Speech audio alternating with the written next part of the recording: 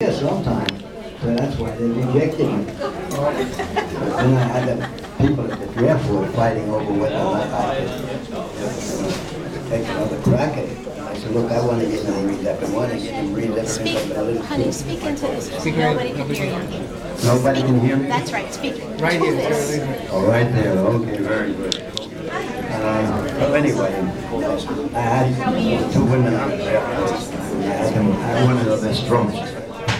I said, why in hell was I? We're not allowed to tell you. Yeah, yeah, a doggone teenager, yeah. The health and everything else. Can I just say something? I'm sorry. Nobody can hear Nobody you. can. You have to almost like put it right by your I don't want mouth. to hear it. I know. Well, anyway, to make a long story That's short, better. Thank you. I insisted I want to know why I was rejected. They were not allowed to tell you. I said, well, whether you're allowed to tell me or not, I want to know. I demand to know.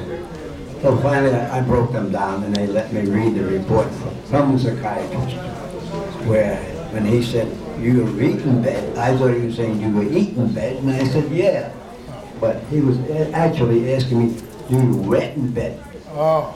And I said, for crying out loud, I haven't wet in bed since I was an infant. So, as it turned out, then I had to go see two psychiatrists when I went to Paris Island. And they passed me, everybody passed me. I said, no, what the hell do I these people? Everything got to be secret, you're not supposed to tell you this. Why shouldn't I know why? And people say, how come you're not in the service?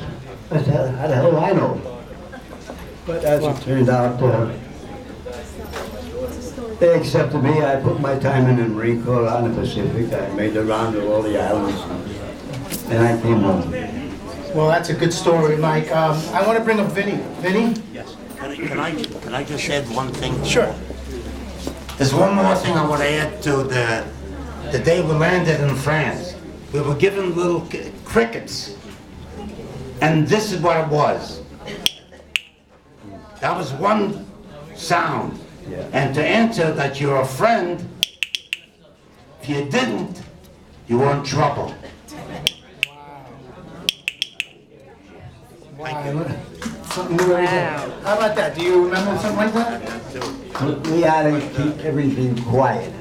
There was none of this business, all that hollering and screaming and all this other baloney and using clickers or anything.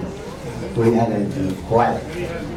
This way here, the Japanese would never know our location. So we have one that served in Europe, and we have one that served in the Pacific. And now, Vinny, you served 25 years later in Vietnam. In Vietnam. And just describe your experience of going into the service and how it felt. First of all, good morning, everyone. My name is Vinny Annunziata, and I'm the Commandant of the Marine Corps League in Port Washington. And my job is to support active duty and retired Marines in anything and everything. And in 1968, I joined the Marine Corps from this area here. I graduated of Van Buren High School. And I joined the Marines and served for 6 years.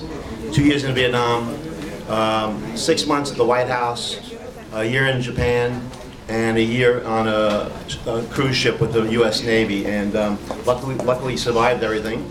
And my family is U.S. Army, so I was the first Marine. Ask if there are any Marines. And that's a good question, Susan. We bet one Marine. Any more Marines out there?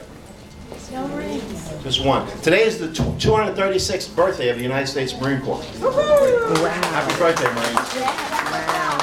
Last night we had the privilege, Mike and I, of having a birthday party, a birthday ball with 500 active duty Marines. Currently stationed in the New York metropolitan area that run what we call the 1st Marine District. So we're honored to serve with those young warriors and heroes that have served us all in the past 10 years fighting in the war on terror in Iraq and Afghanistan. So we had a great time, Mike and I and a bunch of older Marines, and today we're celebrating our birthday by appearing at various senior events throughout the New York, Queens, Long Island area. So I wanted to introduce the VA is here. Right here. Oh, they're right behind me.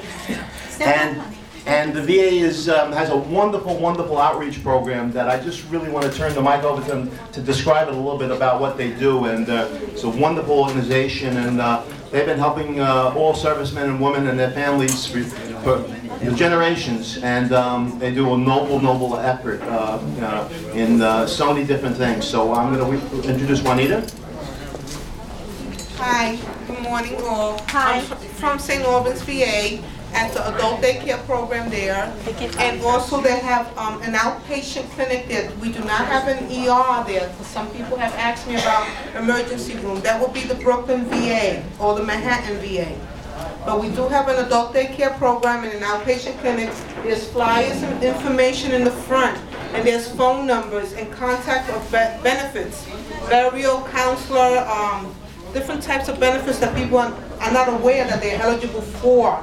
And there are all the phone numbers and contacts are there available for you. That's it. Thank you. Thank you. Listen, if you have questions for the VA, you can come through us and we'll get to them for you. I have just one more important thing to mention before we open it up to questions and comments.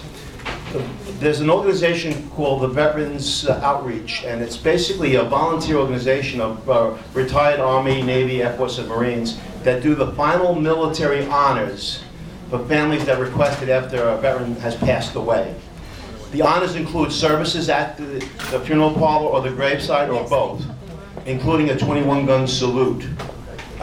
If anybody wants that number of the Master Sergeant that runs the detachment, because he can be contacted through the funeral directors, but if you want his number directly, I have his number, and you can reach out to him if there ever was a need for the final military honors, which is the presentation of the flag, the folding of the flag, and the 21-gun salute. Okay?